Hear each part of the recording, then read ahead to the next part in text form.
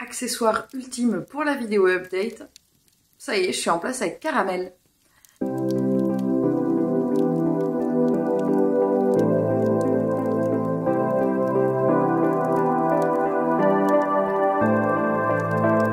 Je vais vous présenter les dernières lectures que j'ai pu effectuer ces derniers temps. Il y a deux polars, deux policiers, deux polars on va dire, un jeunesse et un cozy mystery. C'est un update assez mitigé. Il y a deux lectures moyennes et deux lectures plutôt bien. Je vais commencer tout de suite par les lectures moyennes. Donc je vais poser l'accessoire ultime puisque de toute façon je ne peux pas tenir le livre et le chat en même temps.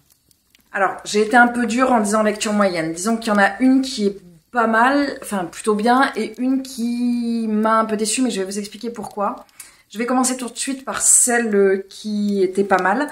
J'ai lu L'écorché et non pas L'égaré. J'ai écrit 50 fois dans mon carnet de lecture L'égaré. Non, il s'agit de L'écorché, qui est le deuxième tome de la saga de, comment elle s'appelle, de Mila Vasquez, du chuchoteur. Donc moi j'ai lu le tome 1, le 2 maintenant, et le 4 de Donato Carisi, pardon, chez Calman Levy.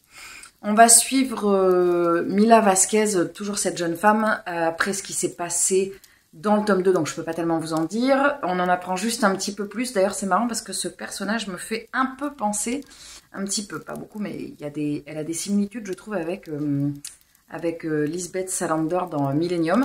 Donc on va continuer à suivre Mila à travers une enquête. Dans cette enquête, cette fois-ci, on va suivre des disparitions et Mila va se retrouver à enquêter là-dessus. Alors, j'ai bien aimé, mais j'ai moins aimé que le tome 1 parce que j'ai trouvé pas mal de similitudes en fait. J'ai trouvé que l'enquête était construite quasiment sur le même modèle que le chuchoteur et j'avais beaucoup aimé le chuchoteur, donc j'ai trouvé que ça faisait un peu redondant. Et j'ai trouvé ça dommage parce que du coup ça manquait un peu d'originalité. J'ai lu le tome 4, donc il y a des choses sur la vie privée de Mila dont sur lesquelles je m'étais spoilée. Mais ça, c'est pas très grave. Après, voilà, ça reste une lecture très bien. Ça reste du Donato Carisi, donc je l'ai dévoré sans aucun souci. C'est juste que j'aurais aimé être un petit peu plus surprise. Et j'en attendais pas mal aussi de cette lecture. Et j'aurais aimé être un petit peu plus surprise dans la construction du bouquin, enfin dans la construction de l'enquête en fait. L'écriture, il n'y a pas de problème, mais la construction de l'enquête, je trouve, était un petit peu péché. Enfin, si vous le lisez tout seul, vous allez le trouver top. Mais du fait qu'il y avait eu le tome 1, le chuchoteur avant, bah, je trouvais que c'était trop similaire. Il me reste plus que le tome 3 qui est... il y a une histoire d'âmes, les âmes égarées, le tribunal des âmes. Je sais pas pourquoi je vais mettre égaré dans les titres de Donato Carisi. Il n'y en a aucun qui s'appelle l'égaré, mais bon. Et donc du coup, il me restera le tribunal des âmes qui est le tome 3 et j'aurai terminé avec cette saga. Voilà, c'est un petit bémol. C'est pas vraiment ma première lecture. C'est la première lecture que j'ai terminée en 2023, mais j'avais lu 20 pages en 2022. Est-ce qu'on peut dire que c'est vraiment une première lecture de 2022 2023, je dis non, mais bon, un petit peu quand même, quoi. Voilà, donc un petit bémol pour cette lecture. Et vous allez voir que c'est un petit peu ce qui m'a posé problème, entre guillemets, sur cette lecture. C'est un petit peu ce qui m'a posé problème sur la lecture d'après. C'est-à-dire beaucoup d'attentes. Là, il y avait beaucoup d'attentes de par le fait que j'aime énormément Donato Carisi et que du coup, je pars en me disant waouh, je vais prendre une grosse claque et c'est une erreur en fait. Je sais qu'il faut que je me dise bah je verrai bien ce que c'est. Mais voilà, c'était trop similaire. Donc je vais attendre pas mal avant de lire le tome 3 pour essayer de l'apprécier vraiment à sa juste valeur et partant vraiment en me disant bah tu verras bien en fait. Voilà, il ne faut pas s'attendre à quelque chose en particulier. Le livre suivant, c'est celui qui m'a le plus déçue et je pense que j'avais énormément d'attentes sur ce livre. Il s'agit de L'Empereur Blanc d'Armel Carbonell. C'est un livre que j'avais repéré quand il était en grand format et le pitch me faisait envie de fou. Et donc du coup, j'en attendais beaucoup. J'ai attendu qu'il sorte en poche. Quand il est sorti en poche... j'étais là en train de baver dessus, je l'ai acheté en juillet.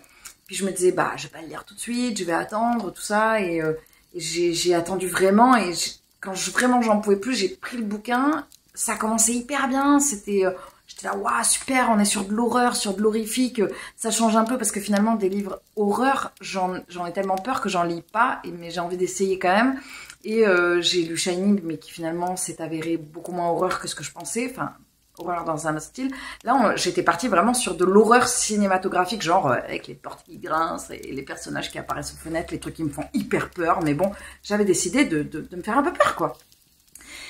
Et c'est parti pas du tout dans le sens que j'attendais. Et ça m'a vachement déçue en fait.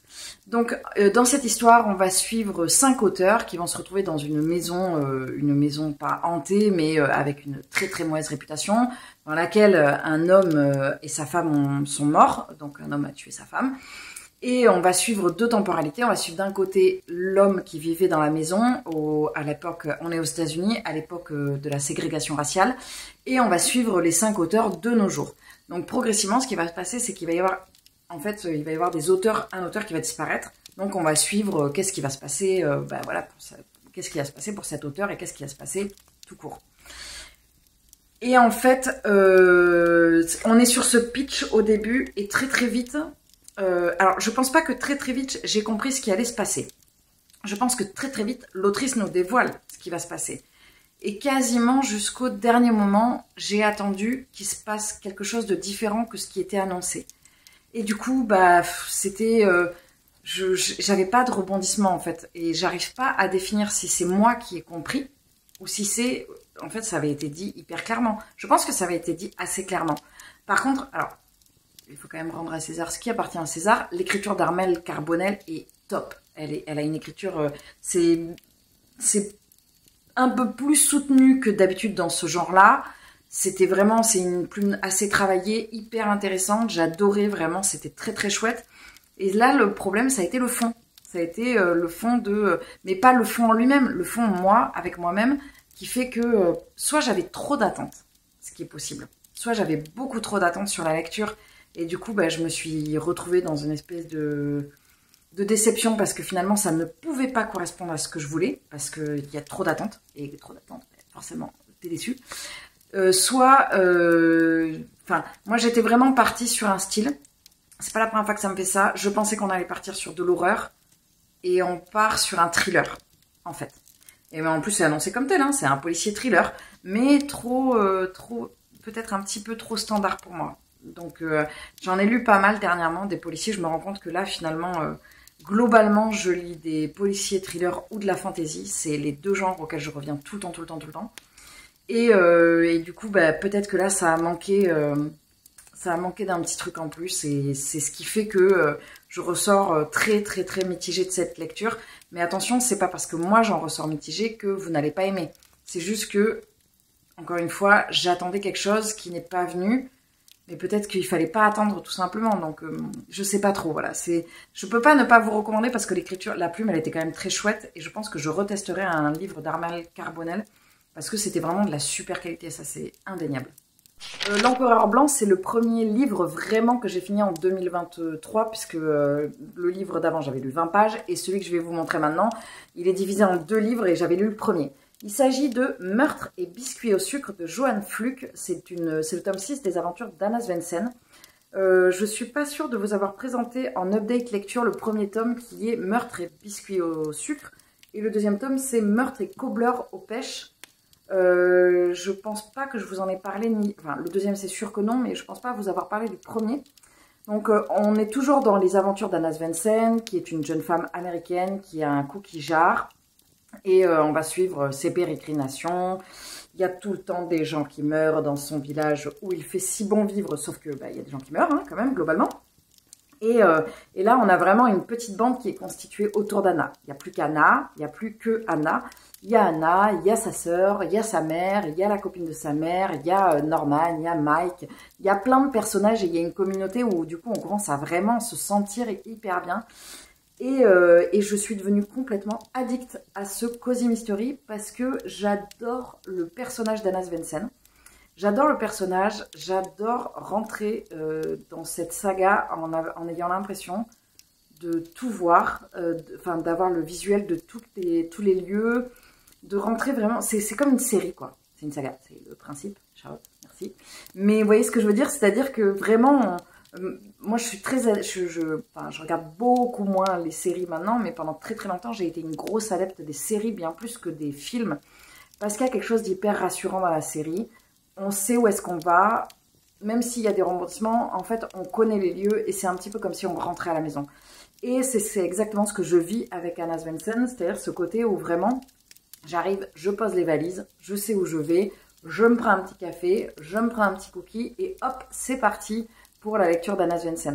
Donc, je suis hyper contente de... Là, j'ai commandé le tome 7 à ma librairie, qui va sortir mi-janvier. Si ça se trouve d'ailleurs, quand sortira cette vidéo, je l'aurai déjà en main. Qui sera normalement l'un des seuls livres que j'achète au mois de janvier. Bon, ça, c'est autre chose, je vous en parle après dans le bilan. Et dans le bilan, dans une autre vidéo. Et donc, je suis très, très, très contente de l'avoir effectué. Je ne peux pas forcément vous en dire plus sur la vie personnelle d'Anna, puisque de toute façon, si je vous en parle, je vous spoilerai. Par contre, ce qui est sûr et certain, c'est que dans ces Cozy Mystery-là, il faut absolument les lire dans l'ordre, puisque c'est ça qui est intéressant. Là, ce qui vraiment m'a marqué dans le tome, dans la deuxième partie, dans le Cobbler aux pêches, c'est que finalement, je n'avais plus tellement d'intérêt pour l'enquête. Ce qui m'intéressait vraiment, c'était la vie d'Anna, qu'est-ce qui va se passer, où est-ce qu'elle va, qu'est-ce qu'elle fait, qu'est-ce qu'elle va décider.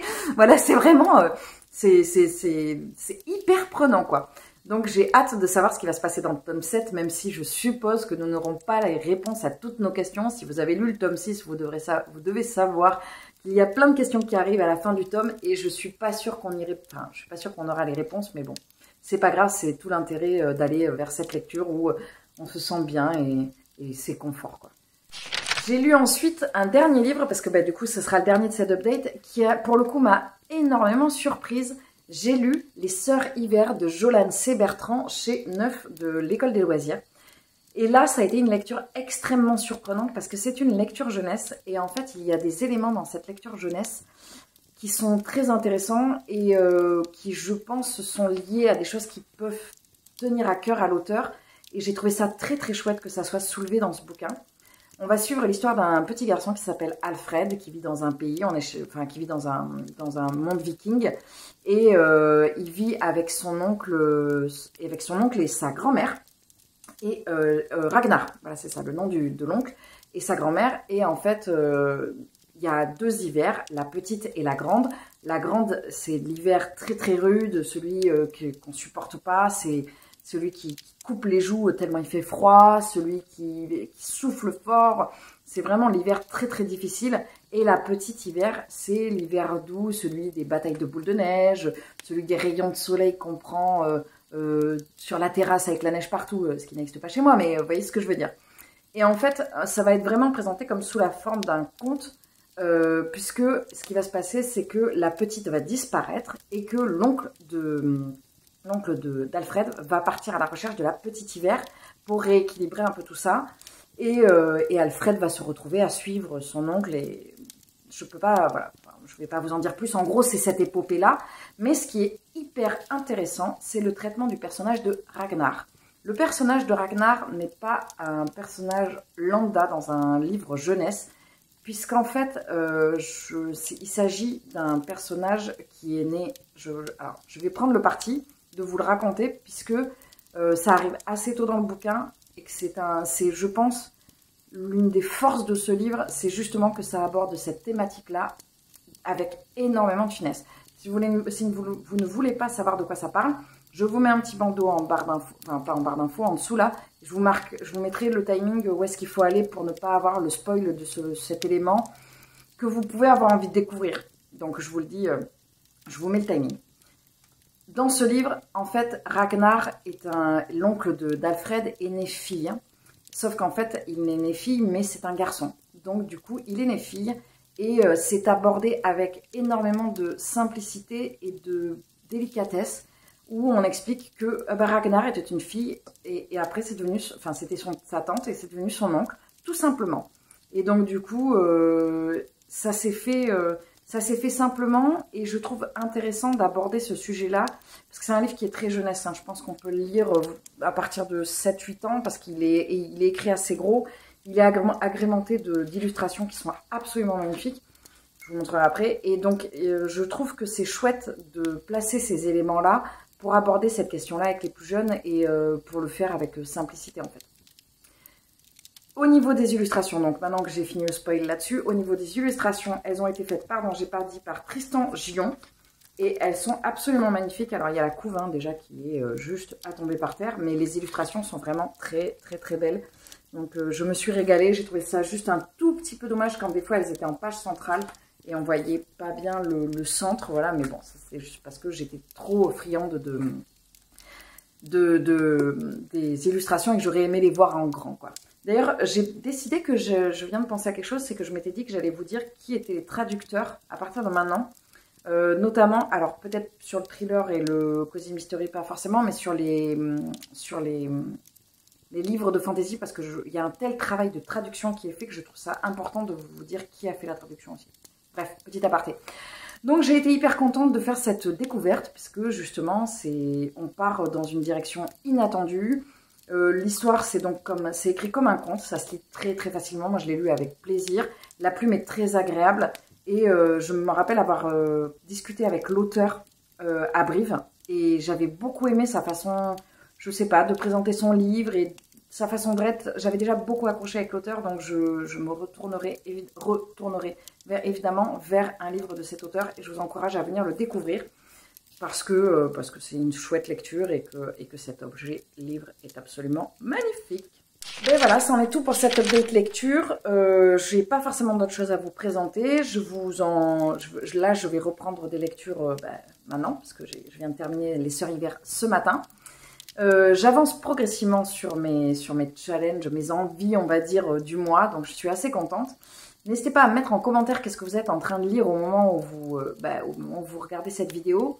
J'espère que cette vidéo, en tout cas, vous aura plu. N'hésitez pas à vous abonner, parce que c'est vrai que je le rappelle jamais, mais voilà, je vais remettre un petit bandeau de temps en temps, genre, abonné, je sais pas, voilà, c'est juste histoire de...